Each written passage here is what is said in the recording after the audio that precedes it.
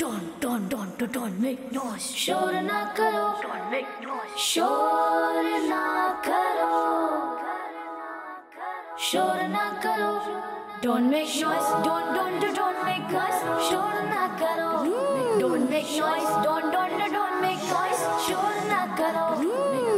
गली में शोर मचाने से, रात में सबको जगाने से, गली में शोर मचाने से, रात में सबको जगाने से, किसी की भी नींद खराब ना करो. Don't make noise. Don't make noise. शोर ना करो. Don't make noise. Don't make noise. शोर ना करो. शोर से होती टेंशन है, ये भी एक पोल्यूशन है. शोर से होती टेंशन है, ये भी एक पोल्यूशन है. घर वालों को ज्यादा परेशान ना करो. Don't make noise. Don't make noise. शोर ना करो. Don't make noise. Don't make noise. शोर ना करो. Don't make noise.